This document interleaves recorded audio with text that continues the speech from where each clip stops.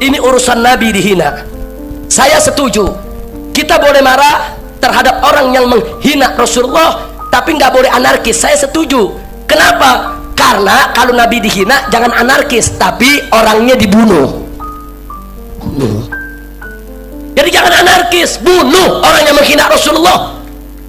Siapapun yang menghina Rasulullah, kalau disuruh tobat dia tidak mau tobat, disuruh minta maaf dia tidak mau minta maaf, maka hukum yang paling layak adalah hukuman mati bagi siapapun yang menghina Rasulullah Shallallahu Alaihi Wasallam. Betul. Jadi kalau ada yang bilang kita nggak anarkis, cuma bunuh doang. Masya Allah. Saya tanya sekali lagi, Nabi dihina marah tidak? Marah.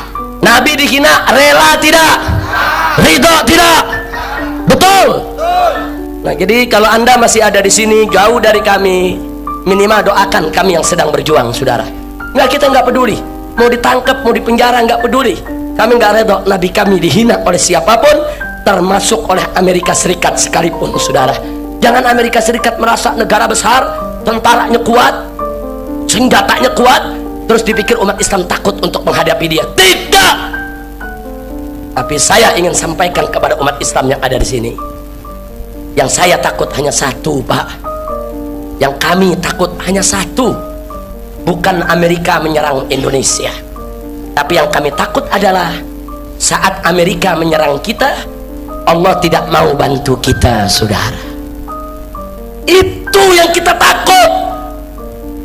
Kalau Allah bantu kita, nggak peduli siapapun musuh yang menyerang kita.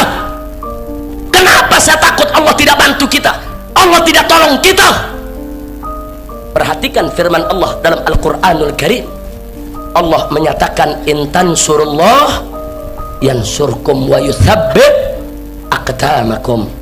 Kalau kau membela Allah, menolong Allah, menegakkan agama Allah, yansurkum, niscaya pasti Allah akan memenangkan kamu sekalian. Wa yuthabbit aqdamakum, dan Allah akan mengokohkan langkah-langkah perjuanganmu sekalian. Ini janji Allah.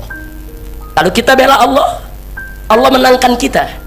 Lalu bagaimana cara membela Allah padahal Allah tidak butuh pembelaan kita, saudara? Innallaha ghaniyun 'anil alamin. Allah itu maha kaya, tidak butuh dengan semesta alam. Maka itu sepakat para ahli tafsir, yang dimaksud membela Allah adalah membela agamanya, menegakkan hukumnya, menjalankan segala perintahnya, dan meninggalkan segala larangannya, saudara.